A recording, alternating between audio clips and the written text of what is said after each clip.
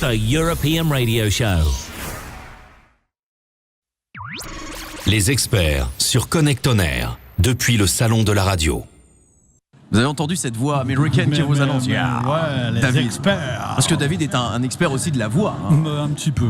C'est un expert aussi du programme télé et ça on va y revenir dans quelques petites minutes. David, bonjour. Bonjour mon petit Jérémy. Alors ça me fait bizarre d'entendre cette voix parce que je ferme les yeux et j'ai l'impression de me retrouver 10 ans en arrière lorsque j'ai commencé la radio, même un peu plus longtemps, hein, je sais plus c'était en quelle année. J'étais à l'époque, et je peux le dire, sur une radio qui s'appelle Champagne FM et vous faisiez le programme télé. Évidemment. Et j'ai découvert votre voix comme ça et ça terminait par « Et bonne soirée télé ». Et bonne soirée télé. Voilà, alors ça c'était le début de votre histoire d'ailleurs, ce programme télé, parce que avant vous faisiez de la radio. Mais j'ai fait beaucoup de radio. Oui. J'ai fait beaucoup de radio et puis après j'ai lancé ma boîte de prod et puis je me suis dit tiens, si on faisait du contenu pour les radios c'est plus marrant.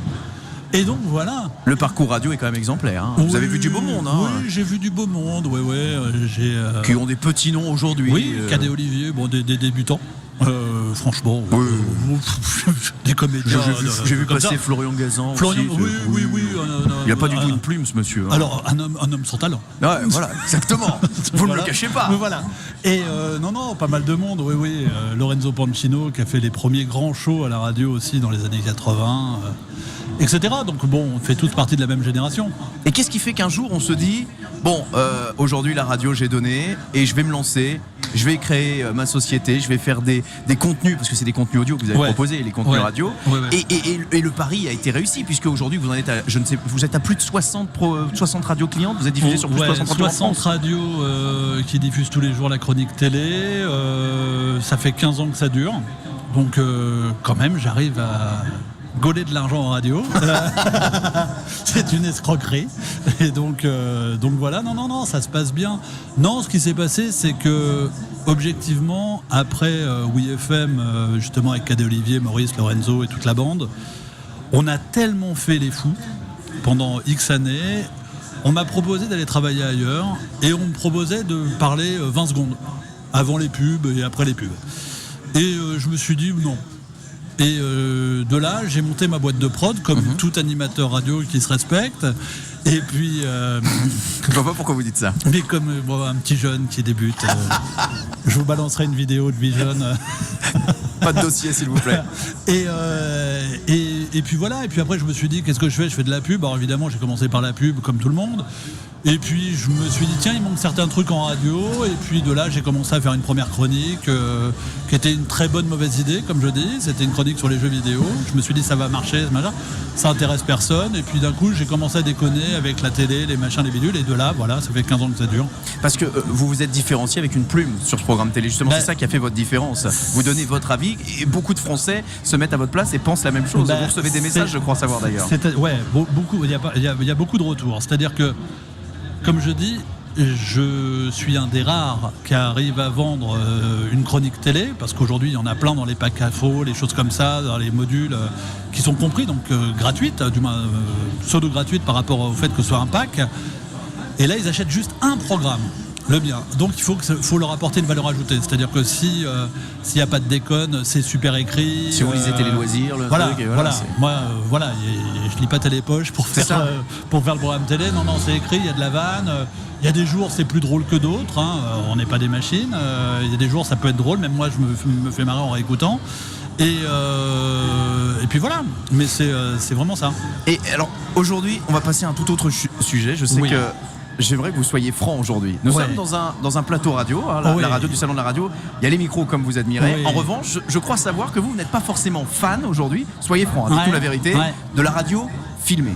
Dites-moi ce que vous en pensez sincèrement. C'est l'avenir, mais j'aime pas. Voilà, c'est tout. C'est ce que je voulais entendre. Voilà. Mais c'est parce que c'est mon côté vieux briscard. De la radio et j'aimais bien le côté on se voit pas, on connaît pas nos têtes, etc. Mais c'est l'avenir, on pourra pas y échapper, c'est comme ça.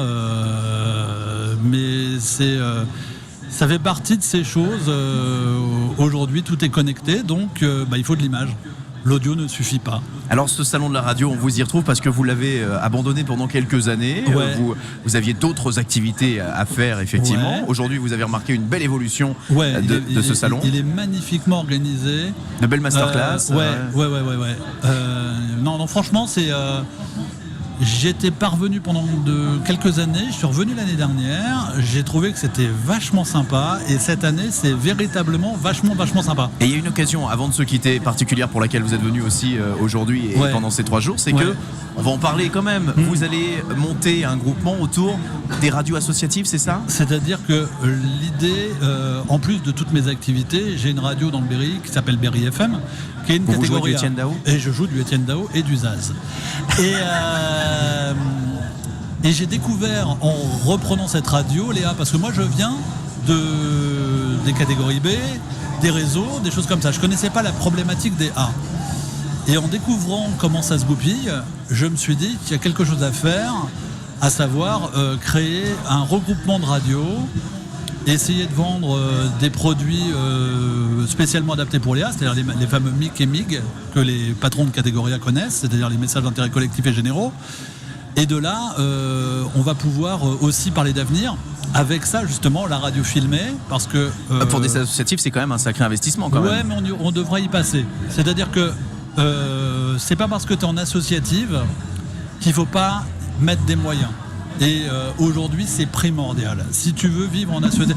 Je pense que l'avenir, de toute façon, reste la radio de proximité. C'est-à-dire que dans quelques années, c'est vraiment ça. Et aujourd'hui... Pour en parler avec Fabrice, par exemple, de Broadcast et d'autres, on sait que la radio de proximité est l'avenir, mais pas que la radio. Il va falloir faire aussi de l'image et il va falloir que je m'habitue à avoir des projecteurs et des caméras sur moi.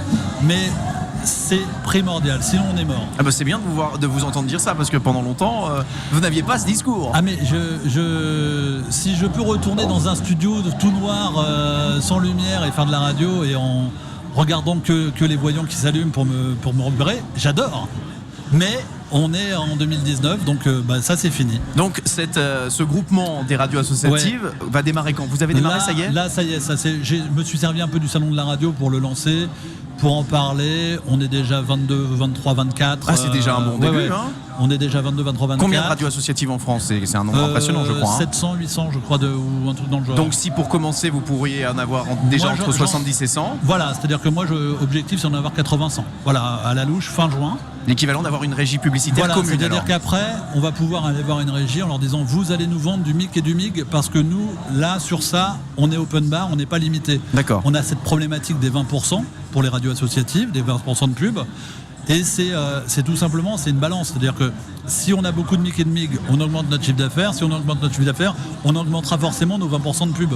Donc c'est ce qui va nous permettre justement d'évoluer et de pouvoir justement devenir les acteurs habituels de la radio de proximité, mais surtout d'investir dans du matériel, dans du personnel, des choses comme ça.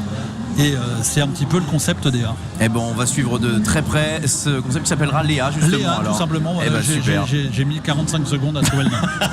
David Leroy, merci beaucoup d'être passé du côté de la radio du Salon de la Radio. À très bientôt, David. Allez, à bientôt. Allez, au revoir. La radio du Salon de la Radio.